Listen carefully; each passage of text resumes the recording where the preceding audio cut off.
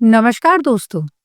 आप में से बहुत लोगों ने मुझसे फरमाइश की कि मैं आपको चेस यानी शतरंज के ओरिजिन और उसके एवोल्यूशन के बारे में बताऊं।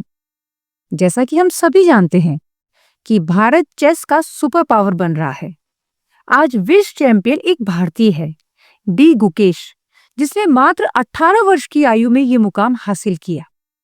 उसने चीन के डिंग लॉरेन को हराकर एक ऐसा इतिहास रचा है जिस पर हर भारतीय को गर्व है।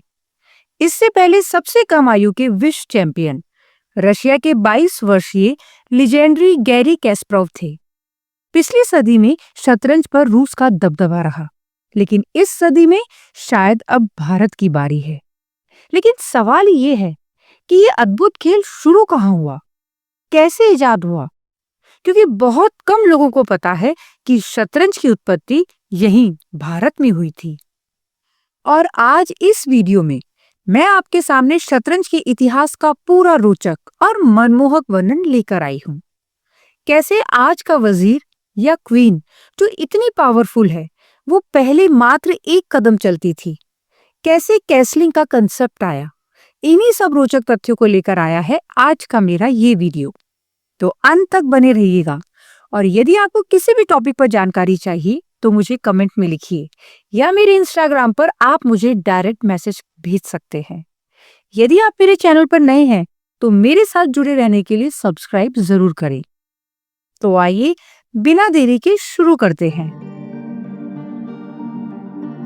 चेस की शुरुआत हुई गुप्ता साम्राज्य में लगभग 6वीं शताब्दी में। तब इस खेल को कहा जाता था चतुरंग। चतुरंग यानी सेना के 4 अंग।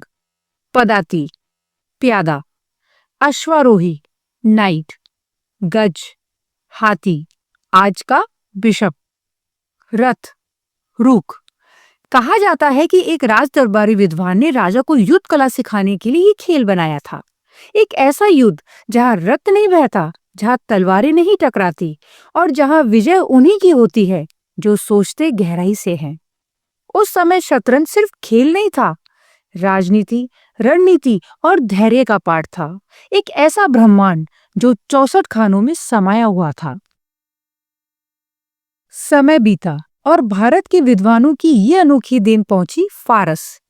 वहां इस खेल को नाम मिला चतरंग। यही जन्म हुआ उस प्रसिद्ध शब्द का जिसे आज पूरी दुनिया इसी नाम से जानती है, क्षय और मात। यानी द किंग इज हेल्पलेस, राजा असहाय हो चुका है।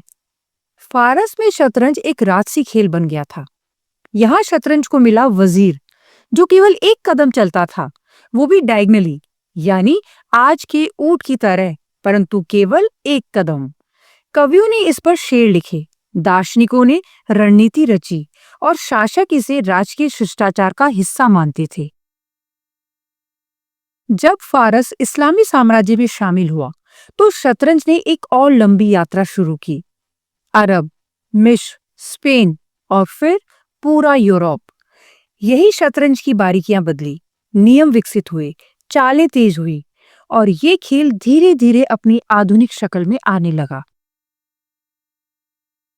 15वीं शताब्दी में यूरोप ने इस खेल को पूरी तरह बदल दिया था। सबसे बड़ा परिवर्तन था वजीर का क्वीन बन जाना, और वो भी सबसे शक्तिशाली।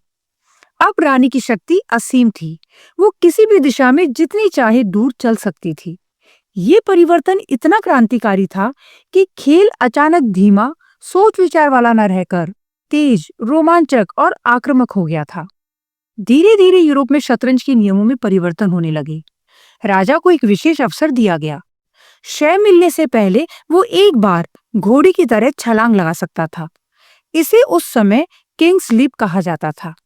समय के साथ ये विशेष छलांग विकसित होकर हमारे आज के कैसलिंग की अंतिम सुव्यवस्थित रूपरेखा में बदल गई।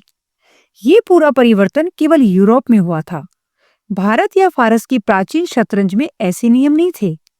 इस अवधि में यूरोप ने 2 और महत्वपूर्ण बदलाव किए। पहला, प्यादे को पहली चाल में 2 कदम चलने की अनुमति।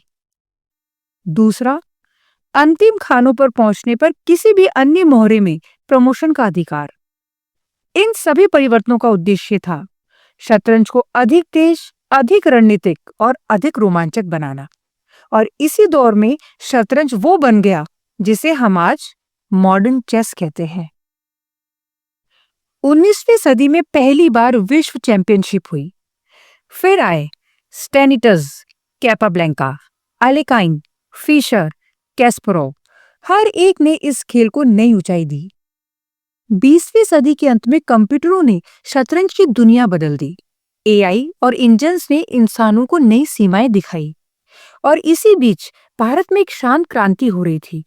एक पीढ़ी तैयार हो रही थी जो आने वाले दशकों में दुनिया को चौंका देगी। विश्वनाथन आनंद ने भारत को विश्व मंच पर स्थापित किया।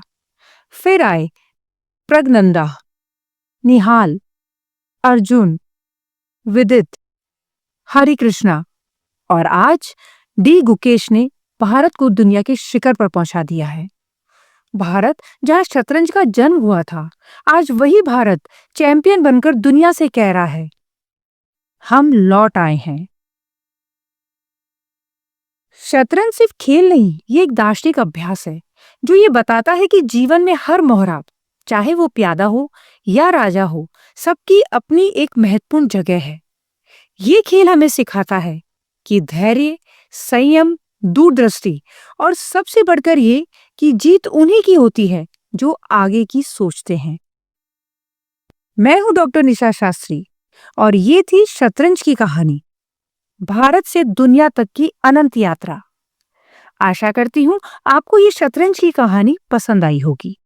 Thank you.